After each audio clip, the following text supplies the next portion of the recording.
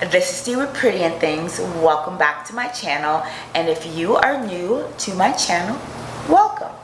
Well guys, I am back with a new video, a new hypergamy video, and the topic of this video is apparently very controversial.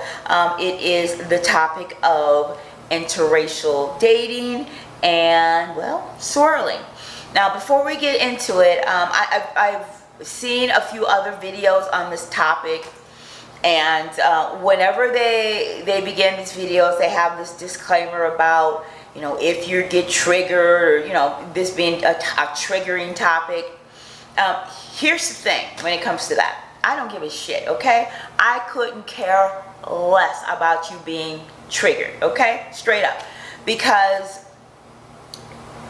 you know, if you are the type of person who is going to get ignorant and leave rude comments because you do not agree with someone, you know, you've got issues, baby.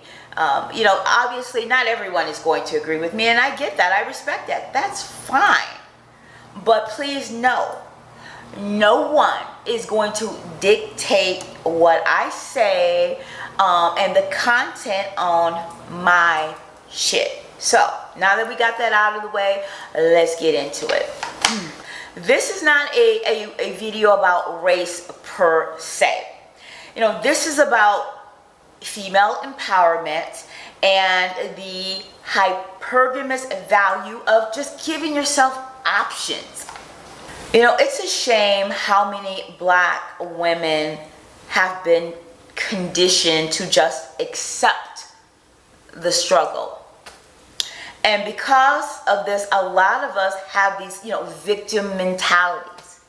Some women aren't happy unless they're unhappy. These women continue to stay with men who mistreat them, who do not provide or protect, men who leave them to raise children alone and in poverty. I mean, at what point do you explore other options, lady? At what point? What is it going to take? You know, let me tell you a little bit about me and sort of my journey to hypergamy and how I got here. You know, I grew up in just a nice two-parents, like, middle-class household. We weren't poor, but we sure as hell weren't rich either. I am a tennis player, and because of that, I was forced to, you know, become comfortable around white people and in traditionally white environments. You know, I remember the first time I took a tennis lesson. It was at a private club. And this was in the mid-70s, long before Venus and Serena. You know, I went into this club, my mother and I. And, you know, I walked into this club, and you walk into the door, and there was this little entryway, and then there was the door to the club that took you into the club. That door into the club had just a little window on, a round window. I peeked into that window, and I saw the people in the club, and I turned around and I told my mom, I said, "Mom, I don't want to go in there with all those white people." And she looked at me and she said, "Girl, you better get your butt in there." And you know what? I took my lesson, and everyone was as nice as they could be. You know, walking into that club was a pivotal moment in my life, but I didn't know it at the time. The point I'm trying to make is, you know, black folks stereotype other races too. And because some of us haven't been exposed to certain environments, you know, we're insecure. And we reject them before they can reject us. Just like I was going to do at that tennis club if my mom hadn't made me walk through that door. You know what I mean? But that mindset is what keeps the door to opportunity, hypergamous opportunity, closed to us. As a black woman who has been around white women a lot, I really see the difference in how they approach life versus how we approach life. And I can assure you that there are not countless videos on YouTube like this one encouraging white women to marry up and see themselves as the prize, because for them it's a given. But through my relationships and friendships with white women, I have been exposed to, you know, the good life. I've traveled, I've been wined and dined at very expensive restaurants, I've sailed on yachts. I saw up close and personal the importance of femininity, the men that value femininity, and the advantages it can bring. And I knew if they could have it, I could have it too.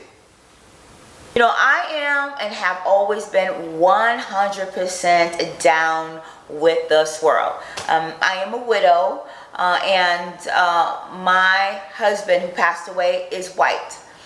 But ladies, you know, white men are not the only option. Asian men really tend to love black women. And, you know, I don't want to stereotype them, but, you know, Asian men tend to be very financially well off because of the emphasis and the importance education is in their culture. The bottom line is this: if you want a life of abundance, you have to go where the abundance is.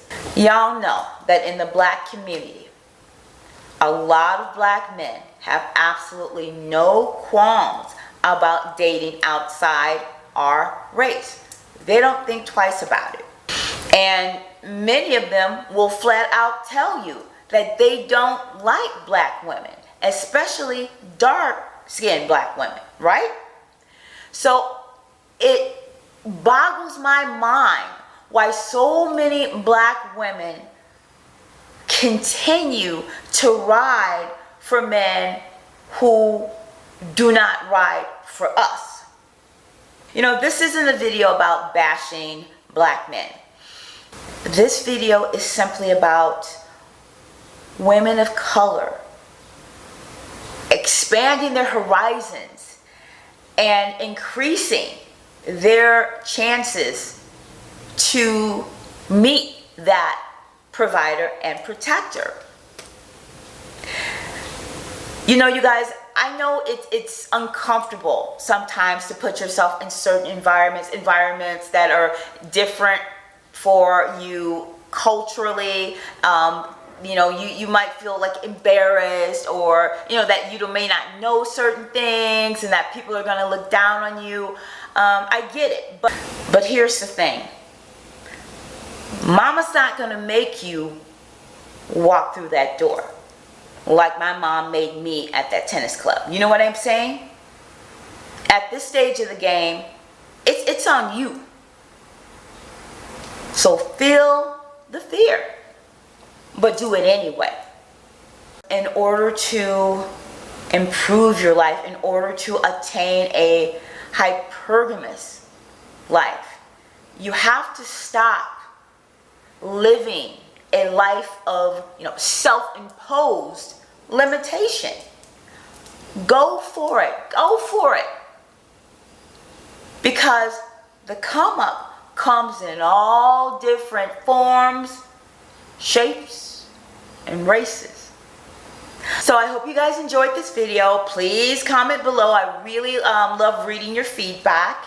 Don't forget to subscribe and follow me, you guys. Follow me on Instagram and Twitter. So until next time, mwah.